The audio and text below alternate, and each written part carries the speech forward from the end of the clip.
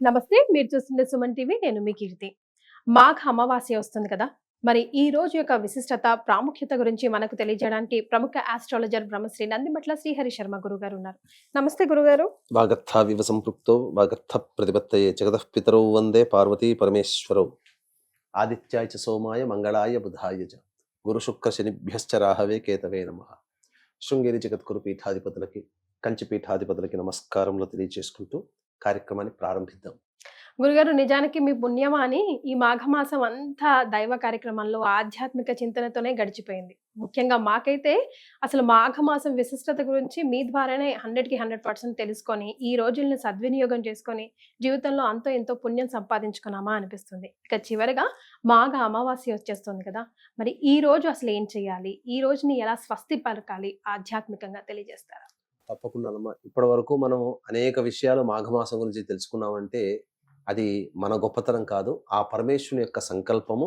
పరమేశ్వరుడే ఆ వాక్కు రూపంలో మనకు మన ద్వారా ప్రపంచానికి తెలియచేయడం అనేటువంటిది జరిగిందమ్మా. కాబట్టి ఇందులో మనం నిమిత్త మాత్రమే, ఒక సమిధులుగానే మనం భావించుకోవాలి.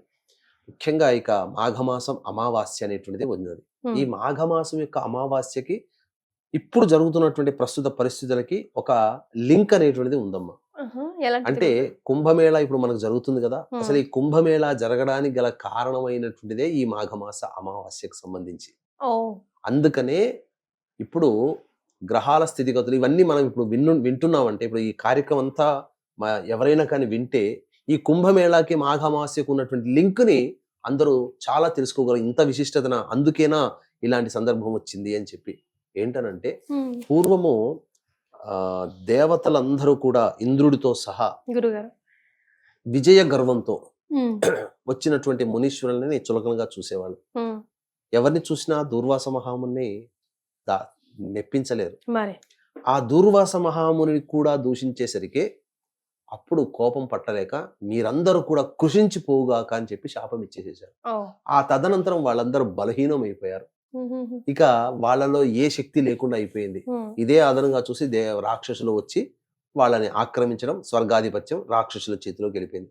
దిక్కు తోచకుండా దేవతలందరూ భూలోకంలో ఎక్కడ పడితే అక్కడ తిరుగుతూ ఉండి వాళ్ళకు ఏం చేయాలో తెలియక అగమ్య గోచరమైనటువంటి సందర్భంలో బ్రహ్మ విష్ణు మహేశ్వరుల దగ్గరకు వచ్చి వాళ్ళ గోడు పోసుకున్నారు. వేసుకున్న తర్వాత ఆ విధంగా అప్పుడు విష్ణు భగవానుడు ఒక చక్కటి ఉపాయాన్ని తెలియచేశాడు. క్షీరసాగర మథనం అంటూ చేయండి, అమృతం ఉద్భవిస్తుంది, అమృత పానం చేసే పంచే బాధ్యత నాది అని చెప్పి దేవదానవులందరినీ కూర్చోబెట్టి చక్కగా అందరినీ ఒప్పించి వాళ్ళందరి చేత ఈ యొక్క క్షీరసాగర మథనం అనేకమైనటువంటి వస్తువులు బయటపడ్డాయి. అందులో అమృతం ఆఖరణ బయటపడింది. ఈ అమృతాన్ని మాకు కావాలని దేవతల రాక్షసులు బాధలు ఆడుకుంటుంటే ఇదే అదనుగా భావించి ఇంద్రుని కుమారుడైనటువంటి జయంతుడు తీసుకొని ఆకాశానికి ఎగిరిపోతాడు. ఇంద్రుడు కుమారుడు పట్టుకున్నాడు అమృత కలశాన్ని అని చెప్పేసి ఇక రాక్షసులందరూ ఒకవైపు, దేవతలందరూ ఒకవైపు పెనుగులాట సాగింది. ఆ కలశాన్ని పట్టుకున్నటువంటి జయంతుని దగ్గర ఆ పెనుగులాటలో 4 చుక్కలు, అమృతం చుక్కలు 4 ప్రదేశాలు, నాసిక్, ఉజ్జయిని, హరిద్వార్, ప్రయాగ. ఇప్పుడు కుంభమేళా ప్రయాగ జరుగుతుంది. ఎందుకు అనంటే ఈ యొక్క అమృత కలశాన్ని ఎక్కడా కూడా కింద పడిపోకుండా 4 గ్రహాలు అనగా చంద్రుడు, బృహస్పతి, శని, రవి, ఈ 4 గ్రహాలు ఆ అమృత కలశాన్ని కాపాడాయి. అందువల్లనే ఈ 4 గ్రహాల యొక్క స్థితిగతులు ఉన్నప్పుడు మాత్రమే కుంభమేళ, అర్ధ కుంభమేళ, పూర్ణ కుంభమేళ, మహాకుంభమేళ అనేటువంటిది చేయడం అనేటువంటిది ఆచారంగా వచ్చింది.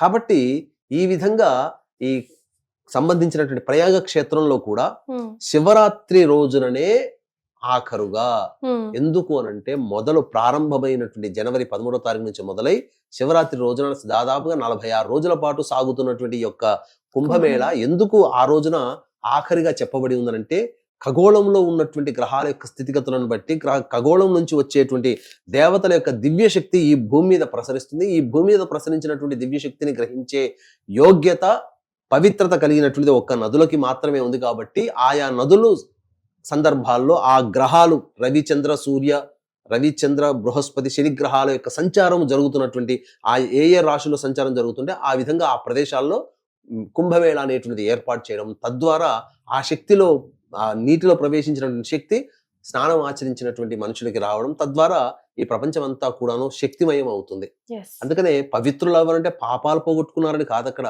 మరి వాళ్ళకి సంబంధించినటువంటి కర్మదోషాలు, గత జన్మ కర్మదోషాలు ఈ యొక్క కుంభమేళాలో స్నానం ఆచరించడం వల్ల తొలగిపోతున్నాయి. ఇక మనం గమనించుకున్నట్లయితే ఇటువంటి దివ్యమైనటువంటి శక్తి కలిగినటువంటి ఆఖరి రోజుగా మనకి ఇప్పుడు ఉన్నటువంటి మాఘ అమావాస్య 27వ తారీఖు రోజున వరకు అని మనం చెప్పవచ్చు.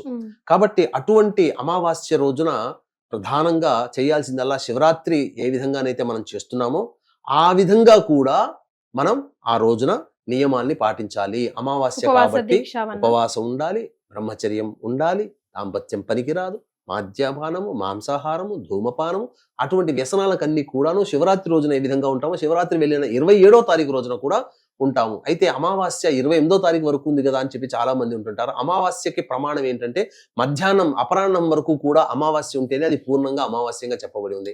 28వ తారీఖు రోజున ఉదయం 6:15 వరకు మాత్రమే అమావాస్య ఉంది కాబట్టి మధ్యాహ్నానికి లేదు కాబట్టి 27వ తారీఖు రోజునే అమావాస్య. చతుర్దశి ఉదయం 8:15 వరకు ఉన్న చతుర్దశి వెళ్ళిన తర్వాత మధ్యాహ్నము సూర్యాస్తమయము అంతా కూడా 27వ తారీఖు రోజునే ఉన్నటువంటి సందర్భంగా 27వ తారీఖు రోజునే మాఘ అమావాస్యగా భావించి ఆ రోజున కూడా ఈశ్వర ప్రీతి కోసమే అభిషేకములు అనేటువంటివి చేసుకుంటే ఇంకా విశేషం. ఎందుకనంటే మనము శివరాత్రి రోజున అనేక పంచాంగములు అంటే తిథివార నక్షత్ర యోగ కరణాల్లో ఉన్నటువంటి విధానాల్లో శివయోగం అనేటువంటిది కూడా ఒకటి. ఆ శివయోగం అమావాస్య కలిసి రావడం, అందున శివరాత్రి వెళ్ళిన తర్వాత వచ్చే అమావాస్య కాబట్టి వెంబడే వచ్చేటువంటి రోజు కాబట్టి మహా అద్భుతమైనటువంటి యోగంగా చెప్పబడి ఉంది.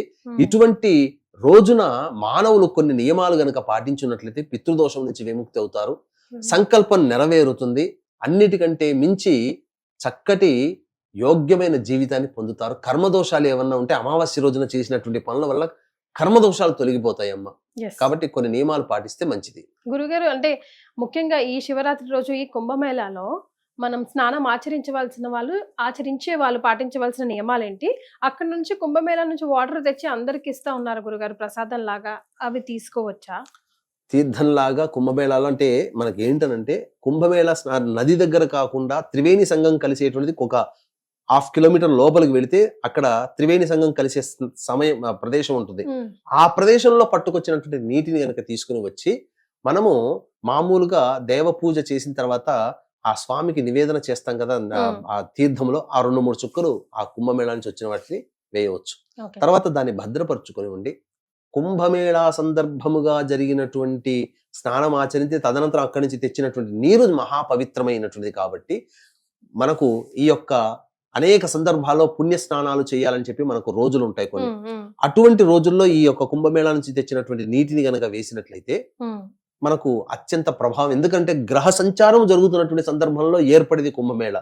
క్షిప్రా నది ఉజ్జయినిలో 2031వ సంవత్సరంలో జరుగుతుంది. అప్పటి వరకు మనం వేచి చూడాలి. కాబట్టి అటువంటి దివ్యమైనటువంటి గ్రహశక్తి కలిగినటువంటి నీటి మన ఇంట్లో తెచ్చుకోవడం వల్ల కొంతవరకు చాలా మటుకు గ్రహ దోషాలు తొలగి ఆనందకరంగా ఉంటాం. పూజా మందిరంలో ఉండడం వల్ల ఆ దేవతా శక్తి ఇంకా 2 అవుతుందని చెప్పడంలో సందేహం లేదు. మరి ఇంకా ఏమేమి నియమాలు పాటించాలి గురుగారు ప్రత్యేకంగా ఆ రోజు? ప్రత్యేకంగా ఆ రోజున ప్రధానంగా అమావాస్య కాబట్టి పితృదేవతలు అనగా చుట్టుపక్కల నదీ తీరములు అనేటువంటివి ఉంటాయి. కనీసం 50 కిలోమీటర్ల పర్యంతంలో ఉన్నటువంటి నదులు ఎవరైతే ఉంటారో ఆ చుట్టుపక్కల వాళ్ళందరూ కూడా ఆ రోజున నదీ తీరానికి వెళ్లి స్నానం ఆచరించి వెంబడే తిలతర్పణాలు పెద్దల కోసం చేసి వీలైతే పిండ ప్రదానం కార్యక్రమం కూడా చేయవచ్చు. అది చేయడం చాలా మంచిది, యోగ్యం. తదనంతరం ప్రదోషకాల సమయంలో గ్రహదోషాలు తొలగిపోవడం కోసం కోరిన కోరిక సంకల్పం అతి శీఘ్రంగా నెరవేరాలి అంటే ఒక చిన్న పరిహారం అనేటువంటిది ఉందమ్మా. ఆ విధంగా చేస్తే సరిపోతుంది. వీక్షించేటువంటి ప్రేక్షకులకి గమనిక, ఈ యొక్క మహాశివరాత్రి సందర్భంగా జాతకరీత్యా కలుగు విద్య, వివాహ, ఉద్యోగ, దాంపత్య, సంతాన, అనారోగ్య సమస్యల నివారణకి సర్వదోష నివారణ పూజలు, హోమాలు, అలాగే గత జన్మ కర్మదోషాలు ఉంటే ఈ జన్మల్లో సమస్యలు అనేటివి బాధిస్తాయి కాబట్టి కర్మదోష నివారణ తిల హోమాలు, మరియు 2025వ సంవత్సరం మొత్తం అన్ని రాశుల వారికి శని ప్రభావం ఉంటుంది కాబట్టి శని దోష నివారణ పూజలు, హోమాలు అనేటివి పర్ హెడ్ 3,100 రూపాయలకి ఫిబ్రవరి 26 మరియు 28వ తేదీన జరిగేటువంటి హోమాలి కార్యక్రమాల్లో జరపబడతాయి. అలాగే శివరాత్రి రోజున రుద్రపారాయణాలు, అభిషేకాలు అనేటివి జరపబడతాయి. కావున ఈ యొక్క కార్యక్రమంలో సభ్యులుగా చేరేటువంటి వాళ్ళు కార్యక్రమ తదనంతరం కాంటాక్ట్ చేసి మీ గోతనామాలు నమోదు చేసుకోవచ్చు.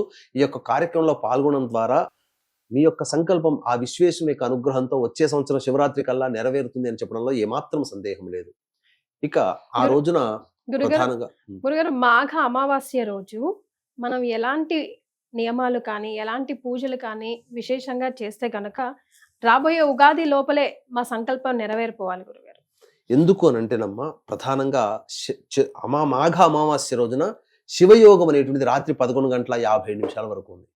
కాబట్టి శివయోగం ఉన్నటువంటి సందర్భంగా మనము ఆ శివయోగం ఉన్నప్పుడు తర్పణాది కార్యక్రమాలు, స్నానం ఆచరించి, నది లేని వాళ్ళు ఉంటారు, నదుల నుంచి తెచ్చుకున్నటువంటి నీటిని చుక్కలుగా వేసి స్నానం ఆచరించిన చాలమ్మ.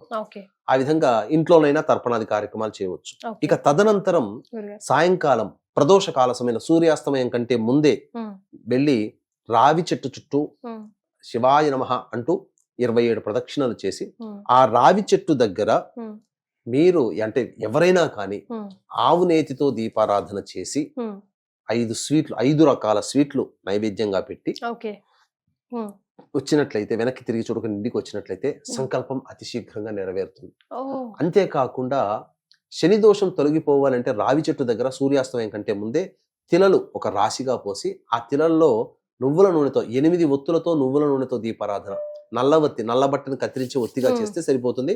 8 ఒత్తులు దీపారాధన చేసి వెనక్కి తిరిగి ప్రదక్షిణ చేసి వెనక్కి తిరిగి చూడకుండా ఇంటికి వస్తే కూడా శని దోషాలన్నీ కూడా శాంతిస్తాయి. నల్ల నువ్వులమ్మ రాశిలాగా ఒక రాశిలాగా ఒక 1/4 కిలోనో తీసుకుని వచ్చి లేదా 100 గ్రాములు పెట్టి దాని మీద దీపారాధన చేసి 8 ఒత్తులతో దీపారాధన.